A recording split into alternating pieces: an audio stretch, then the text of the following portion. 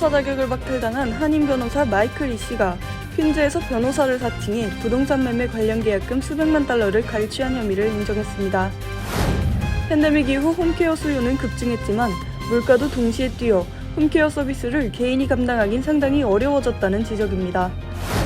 MTA가 버스 전용차선 침범 차량과 이중주차에 대한 단속을 확대 실시할 것이라고 발표했습니다. 퀸즈 주택가에 30대 남성이 일가족 4명을 칼로 찔러 살해한 뒤 출동한 경찰에 칼을 휘두르다 사살됐습니다. 에릭 애덤스 뉴욕시장이 생명과학 분야 강화를 위한 법안에 서명함에 따라 생명공학 관련 기업에 세금 혜택이 제공될 전망입니다. 뉴욕주 마리화나 합법 판매 라이센스 소송이 마무리되며 뉴욕주 내 약 400여 개의 합법적 대마초 판매소가 문을 열 전망입니다.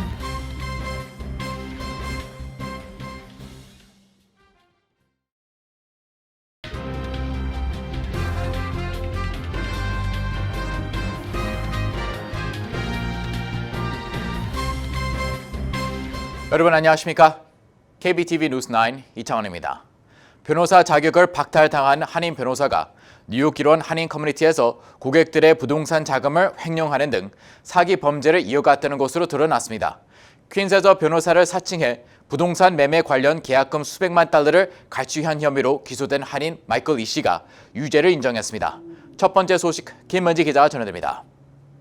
연방검찰 뉴욕 동부지검에 따르면 뉴저지주 클로스터에 거주하는 전직 변호사 마이클 이 씨가 자신의 부동산 고객 및 고객의 거래 상대로부터 변호사 에스크로 계좌에 보관된 자금을 가로챈 사기 혐의에 대해 유죄를 인정했습니다.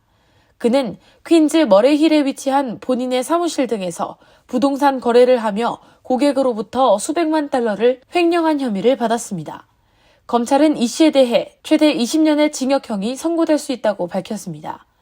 부동산 전문 변호사로 활동했던 이 씨는 고객들에게 부동산 매입 자금을 에스크로 계좌에 맡기도록 유도했는데 이러한 사기 행각 때문에 2020년 3월 뉴욕주 변호사 자격을 박탈당했습니다. 그러나 그 후에도 올해 5월까지 같은 수법의 사기를 이어왔습니다. 변호사 자격이 없는데도 불구하고 본인이 부동산 매매 등을 대리할 수 있다고 주장했고 에스크로 계좌에 자금을 수취할 수 있는 권한이 있는 변호사라고 한인들을 속여온 것으로 밝혀졌습니다. 이 과정에서 그는 문서를 조작해 본인의 에스크로 계좌 잔액이 300만 달러가량 있는 것처럼 만들어 고객에게 보여줬고 고객들이 맡긴 돈은 모두 카지노 등 도박에 사용하거나 이 씨가 일부를 소유한 레스토랑 경비로 사용했습니다. 이 씨는 몰수금 327만 달러를 지불하기로 했습니다. 아울러 검찰은 이와 같은 위법 행위로 피해를 본 이들은 변호사 고객보호기금을 통해 보상 자격을 확인할 수 있다고 밝혔습니다. KBTV 뉴스 김은지입니다. 한인을 포함한 뉴욕시에 거주하는 시니어 대부분이 몸이 불편해도 홈케어를 받기 어려운 상황인 것으로 파악됐습니다. 메디케이드가 없을 경우 간병인 혜택을 받기가 어렵다는 것입니다. 전국적으로 간병 인력도 줄어드는 추세라 노인들의 주택 문제와 헬스케어 서비스를 한데 묶은 대책이 절실하다는 지적입니다. 전상 기자가 전해드립니다. 팬데믹 이후 홈케어 수요는 급증했지만 물가도 동시에 뛰어 홈케어 서비스를 개인이 감당하기는 상당히 어려워졌다는 지적입니다. 하버드대 주택연구공동센터에 따르면 뉴욕시에서 혼자 사는 75세 이상 노인 중 재정적으로 홈케어를 감당할 수 없는 비율은 87%에 달했습니다. 혼자 사는 노인 중 단 13%만이 재산 문제 없이 홈케어를 받을 수 있는 것입니다. 메디케어는 서비스를 보장하지 않는 데다 심지어는 메디케이드가 있어도 하루 종일 돌봄 서비스를 제공하는 간병인을 찾으려면 장기간 대기해야 한다고 센터 측은 밝혔습니다. 특히 센터는 전국적으로 노인이 부담하는 주거 비용 부담이 커지고 있어 문제가 더 심각해질 수 있다고 설명했습니다. 센터 측은 일주일에 한 번 방문하는 4시간짜리 홈케어 방문조차 부담이 큰 경우가 92% 이상이라고 전했습니다. 2021년 주거비용 문제를 겪은 노인 가구는 약 1,120만 명에 달하는데 이들은 주택비용의 생활비의 30% 이상을 지출하고 있었는데 이는 사상 최다 수준으로 2016년 같은 문제를 겪은 노인 인구보다 크게 증가했습니다. 센터 측은 몇 년 내 베이비붐 세대가 80대로 접어들면서 상황은 더 악화될 것이라며 전국적으로 간병 인력도 줄어드는 추세라 노인들의 주택 문제와 헬스케어 서비스를 한데 묶은 대책이 절실하다고 밝혔습니다. 단기적인 대안으로는 노인 아파트 공급을 늘리고 아파트 내에 기본 서비스를 제공하는 코디네이터를 늘리는 방안을 제안했습니다. KBTV 뉴스 전상입니다. 메트로폴리탄 교통공사 MTA는 버스의 운행 속도를 늦추는 버스 전용 차선 위반 차량에 대한 카메라 단속을 크게 강화할 계획이라고 밝혔습니다. 뉴욕 시내 버스의 올해 평균 운행 속도는 시속 8.18마일로 미국 내 주요 도시들 가운데 가장 느린 것으로 나타났습니다. 계속해서 전상 기자입니다. MTA는 버스 전용 차선을 침범해 운행, 정차, 주차한 차량 등 기존 위반 단속 외 정류장에 버스가 진입하는 것을 막는 차량과 이중 주차에 대한 단속, 즉 자동 티켓 발부도 확대 실시할 계획이라고 발표했습니다. 카메라 단속은 버스 앞에 설치한 에이블 카메라를 통한 단속으로 MTA에 따르면 12월 현재 뉴욕 시내 5개 보로 21개 버스 노선 600대 이상의 버스에 설치돼 있습니다. MTA는 에이블 카메라 설치 확대와 함께 2024년 5월부터 정류장 버스 진입 방해 차량과 이중 주차 단속을 개시한다는 계획입니다. 에이블 카메라는 2024년 말까지 14개 버스 노선 400대 이상 버스에 추가 설치하고 2027년까지 30개 버스 노선 1000대 이상 버스에 추가 설치한다는 계획입니다. 이를 위해 에이블 카메라 단속은 ACE 자동차 카메라 단속으로 이름이 변경됩니다. 에이블 혹은 ACE 단속은 각 노선 시행 후 첫 60일간은 위반 차량의 경고장만 발부되지만 이후부터는 첫 위반 시 $50, 이후 상습 위반 시 최대 $250까지 벌금이 부과됩니다. MTA는 버스 전용 차선을 통한 버스 우선 운행권 확보는 버스의 운행 속도를 높이는 데 매우 중요한 요소라며 시내버스의 올해 평균 운행 속도는 시속 8.18마일로 미국 내 주요 도시들 가운데 가장 느리다며 2028년까지 시범 운행되는 이번 카메라 단속 확대를 통해 버스 운행 속도가 한층 개선되기를 기대한다고 밝혔습니다. 한편 MTA 연구에 따르면 에이블 카메라 단속이 활성화되면 버스 운행 속도는 평균 5% 증가하며 위반 운전자 중 8%만이 2차례 이상 위반 티켓을 받게 되는 효과가 있습니다. KBTV 뉴스 전상입니다. 퀸즈 주택가에서 30대 남성이 일가족 4명을 칼로 찔러 살해한 뒤 출동한 경찰에 칼을 휘두르다가 사살됐습니다. 살인 용의자는 과거 가장폭력 교사 혐의로 체포된 전과가 있었으며 경찰은 이번 사건의 범행 동기에 대해 조사 중입니다. 정지원 기자가 전해드립니다. 뉴욕시경에 따르면 어제 퀸즈파 라커웨이의 한 주택에서 10대 소녀의 신고가 접수돼 출동해 이 주택에서 11세 소녀, 12세 소년, 30대 남성, 44세 여성 등 4명이 칼에 찔려 숨져 있는 것을 발견했습니다. 또한 61세 여성은 중태에 빠져 병원으로 긴급 후송됐습니다. 살인 용의자는 38세 브롱스 거주 코트니 고든으로 사건 현장에 도착한 경찰과 마주친 후 칼을 휘둘렀고 결국 경찰이 발포한 총에 사살됐습니다. 이 과정에서 경찰 2명이 칼에 찔려 병원으로 옮겨졌으나 생명에는 지장이 없는 것으로 알려졌습니다. 경찰에 따르면 범인은 집을 떠나면서 거실의 소파에 불을 지른 것으로 추정됩니다.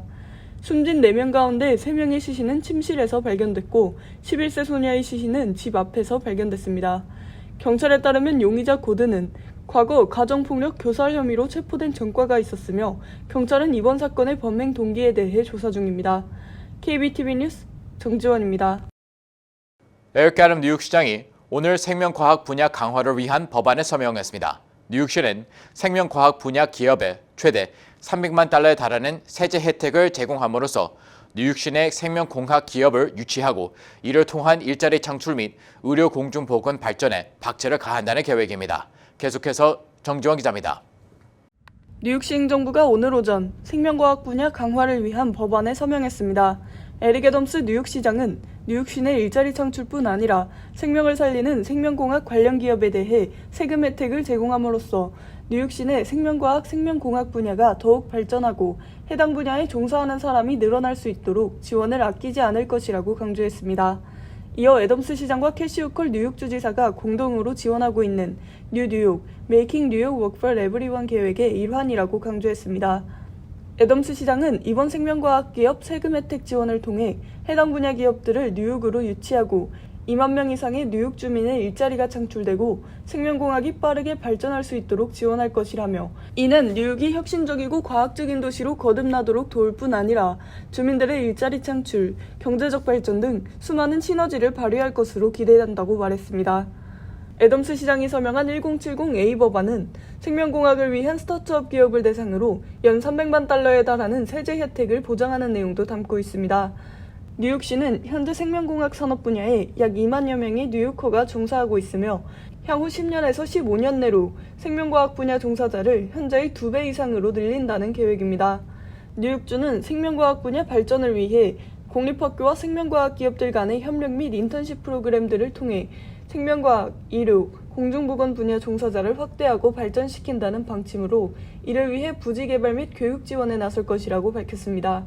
KBTV 뉴스 정지원입니다. 뉴욕주 내 합법적인 마리화나 판매 면허를 발급하는 절차에 대한 법적 소송이 마무리되면서 사법적인 리스크가 사라졌습니다. 이에 그동안 보류되어 온 판매 라이센스 발급 철회에 박차를 가할 것으로 보여 뉴욕주 내 수백 개의 합법적인 마리화나 판매점이 들어설 것으로 전망됩니다. 보도에 정지원 기자입니다. 뉴욕주 정부가 더 많은 합법적인 마리화나 판매를 허용할 것으로 보입니다. 뉴욕주 정부는 합법적인 대마초 판매점이 소수에 불과해 불법적인 판매점이 기하급수적으로 늘어나고 있다고 판단했으며, 불법 상점에 대한 단속을 강화하는 한편 합법적인 판매를 위한 라이센스 발급을 확대한다는 방침입니다. 뉴욕주 내 합법적인 판매를 위한 라이센스 발급 중단을 요구하는 소송이 종료되면서 법적인 장애물 역시 없어졌기 때문입니다. 지난 1일 뉴욕주 법원이 마리화나 합법 판매 라이센스 소송을 마무리하면서 합법적인 판매 라이센스를 재발급할 수 있게 된 뉴욕주는 앞으로 더 많은 합법적인 판매소가 문을 열 수 있도록 속도를 낸다는 방침입니다. 지난 금요일 법적 합의가 이루어지며 현재까지 보류되어 온 약 400개 이상의 라이센스가 발급 처리에 급물살을 탈 것으로 보입니다. 이들에 대한 신청 검토가 마무리되는 대로 뉴욕주 내에는 약 400여 개의 합법적인 대마초 판매소가 문을 열게 될 전망입니다. 캐시 후컬 뉴욕주 지사는 이번 법적 합의를 통해 불확실성이 없어졌으며 수백 개의 합법적인 판매 라이센스를 발급할 준비가 되어 있다고 밝혔습니다. 이어 새로운 상점이 문을 열고 소비자는 안전하고 검증된 제품을 합법적으로 구입할 수 있게 될 것이라고 말했습니다. 뉴욕주는 2021년 3월부터 기호용 마리화나 합법화에 나섰으며, 합법화 이전에 마리화나 소지 및 불법 판매로 인해 유죄 판결을 받았던 전과자를 중심으로 우선 판매 면허를 발급해왔습니다. 캐시 후컬 뉴욕주 지사는 유죄 판결을 받았던 주민들에게 기회를 주는 것은 마리화나가 불법이었던 시절 이로 인해 범죄자로 낙인찍혔던 주민들에게 기회를 주고 일자리 균형을 추구하는 새로운 노력의 일환이라고 설명했습니다. 뉴욕주는 마리화나가 합법화됐다고 해서 누구나 판매할 수 있는 것이 아니며 판매 면허증을 소지한 자에 한해 판매가 가능하다고 강조했습니다. 이어 21세 미만 미성년자에게 마리화나를 판매할 즉시 판매 면허가 취소 처리된다고 밝혔습니다. 후컬 주지사는 검증되지 않은 제품, 미성년자 대상 판매 등 불법적인 판매를 금지하기 위해 지난 봄 불법 마리화나 판매 적발 시 최대 20만 달러 부과, 무면허 판매점 대상 하루 1만 달러의 벌금을 부과하는 내용을 제안한 바 있습니다. KBTV 뉴스 정지원입니다. 허위 경력과 돈 세탁, 공금 절도, 사기 혐의로 기소된 조지 산토스 연방 하원 의원이 결국 제명돼 의원직을 상실했습니다. 역대 하원에서 제명된 의원은 5명으로 산토스 의원이 6번째입니다. 21년 만에 의원 제명으로 특히 유죄 확정 전 제명은 산토스 의원이 처음입니다. 앞서 하원 윤리위원회는 지난달 16일 산토스 의원의 허위 이력과 선거자금 유용 등 관련법 위반과 관련해 상당한 증거가 있다며 조사 결과를 공개했습니다. 윤리위원회는 산토스 의원의 행동은 공개적으로 비난할 만하고 하원 의원의 품위를 떨어뜨리며 하원에 심각한 불명예를 가져왔다며 관련 자료를 해당 사건을 수사 중인 법무부에 넘기겠다고 밝힌 바 있습니다. 금값이 온스당 2,135달러를 넘어 사상 최고치를 경신했고 가상화폐 대장주 비트코인은 4만 1,000달러를 돌파했습니다. 지난 10월 초부터 상승세를 탄 금값은 제롬 파월 연방준비제도 의장의 발언을 시장이 통화 완화 선호적인 것으로 받아들이면서 한층 탄력을 받았습니다. 금값은 최근 2달간 약 15% 상승했습니다. 이스라엘의 팔레스타인 무장정파 하마스의 공격으로 안전자산 선호 현상이 높아졌고 미 기준금리 인하 기대도 커진 탓입니다. 비트코인 가격은 인플레이션이 진정되면서 연방준비제도의 금리 인상이 마무리될 것이라는 확신과 함께 내년 금리 인하 가능성에 주목하기 시작하면서 전 세계적으로 비트코인의 상승 랠리가 촉발됐습니다. 최근 전국 곳곳에서 기침과 눈 충혈 등 사람의 독감과 유사한 증상을 보이는 개호흡기 질환이 증가세를 보이고 있습니다. 펜실베니아대 응급의학과 중환자 치료과장인 데버라 실버스타인 박사는 개 인플루엔자, 보데텔라, 마이코플라즈마 등 여러 병원군에 동시 감염돼 중증 질환에 걸리는 개들이 늘고 있다며 이는 지난해 사람들에게 영향을 미친 신종 코로나 바이러스, 코로나19, 인플루엔자, 호흡기 세포 융합 바이러스 등 3중 유행과 유사하다고 경고했습니다. 수의학자들은 프렌치 불독과 퍼그 등 얼굴과 코가 납작한 단두종이나 노령견, 기저폐 질환을 가진 개들의 감염 위험이 높다며 호흡 곤란 또는 식사 거부 등을 확인하면 개를 곧바로 수의사에게 데려가라고 권고했습니다. 한국 정부가 국제사회에서 활발하게 활동하는 우수 한인 인재들을 대상으로 공직 유치에 적극 나섭니다. 한국인사혁신처는 2023 세계 한인 차세대 대회에서 글로벌 인재사업 설명회를 개최했습니다. 한국 정부가 해외 인재들을 공직에 임용하기로 나선 것은 우주 항공 등의 분야에서 해외 인재 유치 필요성이 커진 데 따른 것입니다. 인사처는 참가자들에게 정부의 국제 인재 사업을 소개하면서 정부 주요 직위 인사를 지원하는 국가 인재 데이터베이스와 국제 인재의 공직 참여 가능 분야 등을 안내했습니다. 인사처는 지난 5월에도 김승호 처장을 단장으로 워싱턴 DC와 버지니아 등을 방문해 해외 인재 확보에 직접 나선 바 있습니다. 잠시 후 커뮤니티 브리핑을 전해드립니다.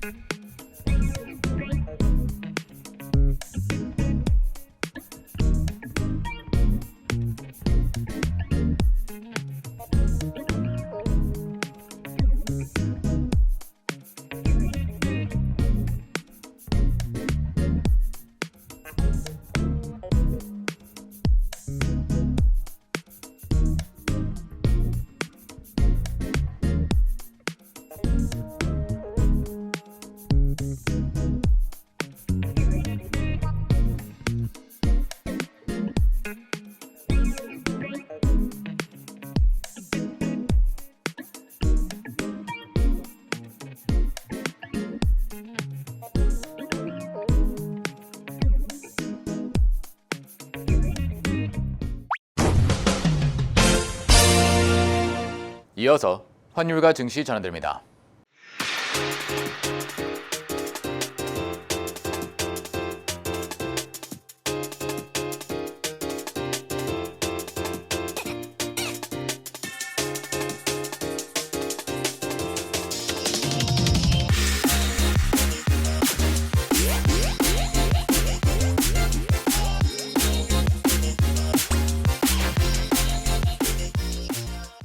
잠시 후 뉴욕과 뉴저지 날씨 전해드립니다.